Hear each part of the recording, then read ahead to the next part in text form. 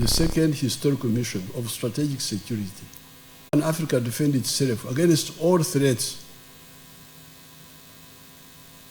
Because some of the countries now, like the United States, they are operating in 4 dimensions,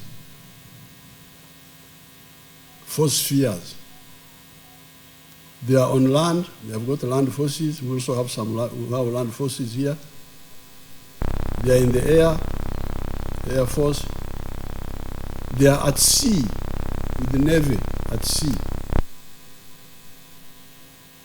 There, we are not there. We are just here on land. And some of those countries have forces in the ocean. And then in space.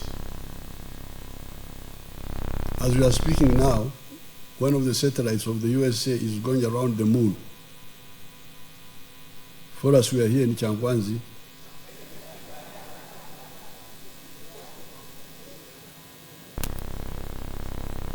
Eating macaroni or something like that, I don't know. This is very dangerous. This is very dangerous. How can Uganda have a navy? We don't even have near the water. The ones near the water don't have a navy.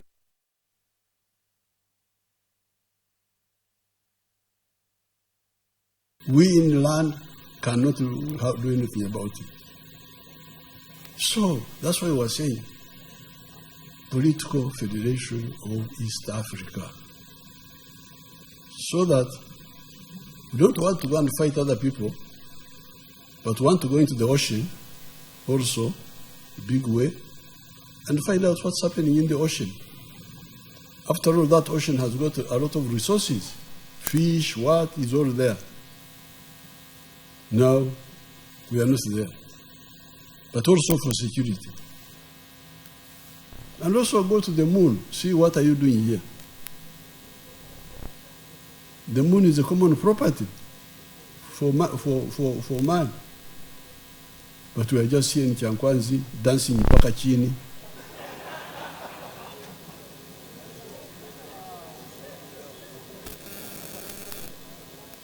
When people are on the moon, looking at us like ants, as if we are ants. So, the issue of strategic security, that is historical mission number 3. Number 2. Number 3, guarding our heritage. The African heritage is very, very strong. That's how we were able to survive slave trade. Because we are very strong people, genetically. And our culture is very strong. You don't marry within your clan, you marry outside the clan. So the genes are very strong. The foods we eat. Me, I eat African foods. I've not eaten rice since I came back from Tanzania, 1979. I have my food. Cassava, bananas, millet, Obushaza. Obushaza are called what? Peas. I think they're called peas in English. Ebinyobwa, brown nuts. So when there was a war in Ukraine, people said we are going to starve. I said, me, I will not starve.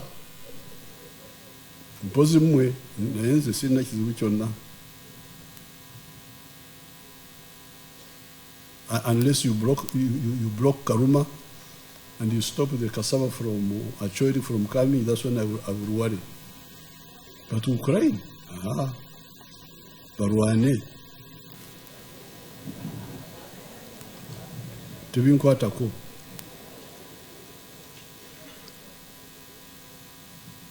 So therefore, that's the third historical mission, guarding our heritage, our language.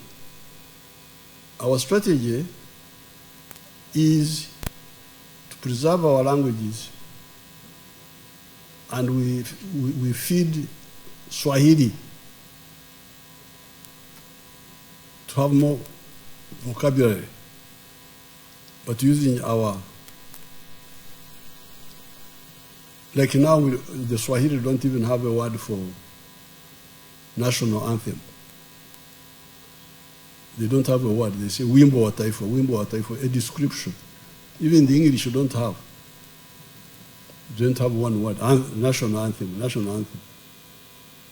But some of our people, like the Achoris, they have Lubala. Lubala is a word which means the clan anthems of those Acholi clans. And the Baganda, who don't know that they are very much linked with the Acholis because they don't know that. The rule was when they came from South Sudan, they went through Bunyoro, then they came to Buganda also. They were stopped in Ankara when they were trying to go beyond there, they were stopped. That's why, therefore, you find in Uganda, you have the word Mubala, or Mubala. Again, the clan songs. So I was telling our people in Tanzania, why don't we lend you the word? If you don't have the word for anthem, call it Mubara. So it's the anthem of the country. So that is the third historical mission. So therefore, once we do those, we shall address the issue of prosperity, the issue of strategic security, and the issue of heritage of the Africans. But coming in detail to prosperity, that's where we tell you of the four sectors of the Ugandan economy where you can have prosperity. Because you may say, okay, I want to be prosperous, but where do I go? We say the addresses are the following. Number one, commercial agriculture. Small scale, PDM type, or big scale. Number two, manufacturing. Either big manufacturing or in yoga, the small artisans, carpentry, shoemaking, and so on. Maize milling. That is the second sector. Third one, services. Border,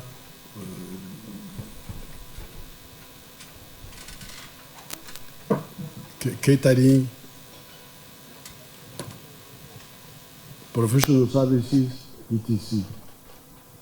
Number four, ICT. So that helps us to deal with the issue of prosperity, the issue of strategic security, and the issue of heritage. Now we come to philosophy. What makes man work? This confused a lot of people in the past. But Jesus had addressed it 2,000 years ago.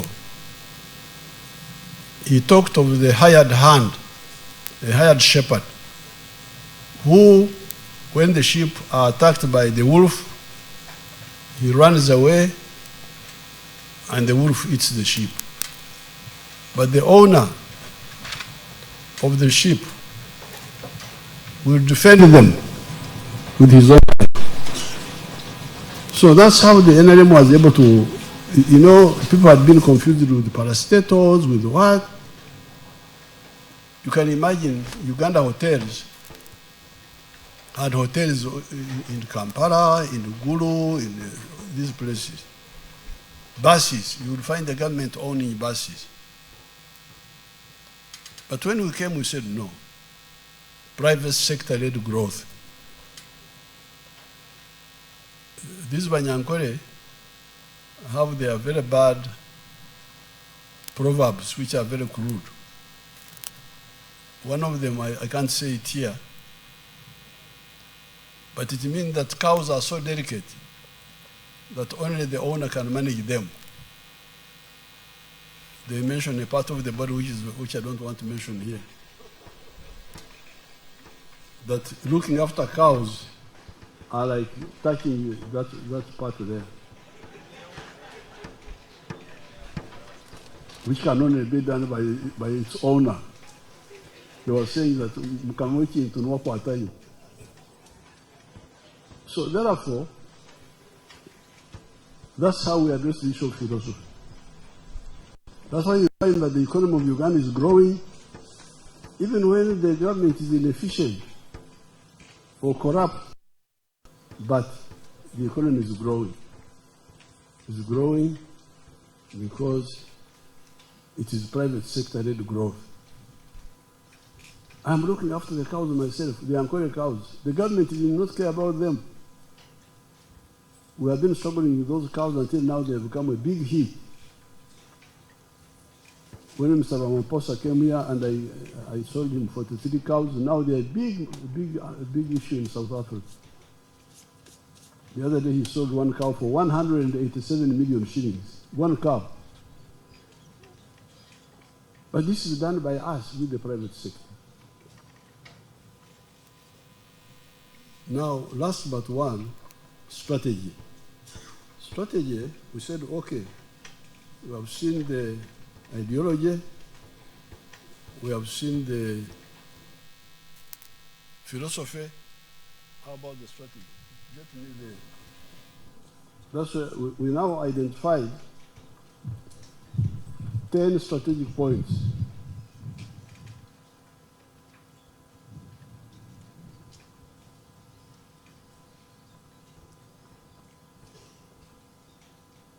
They are in one of these booklets, the 10 strategic points.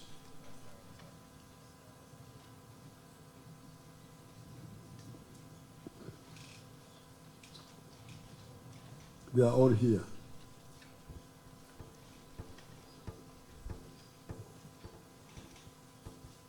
Ideological disorientation, which is what I talked about. If you say the tribe is more important than Uganda or than Africa, you are disoriented. And you can see the disorientation in the world.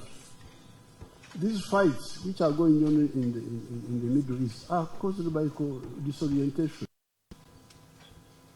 Identity. Shia Muslims against Sunni Muslims, against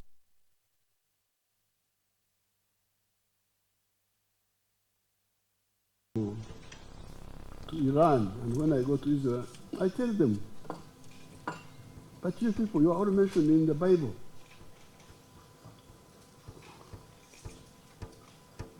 I'm not a Jew, I'm not an Arab,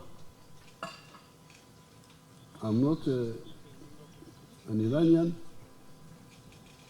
I am of the cow clan from Uganda.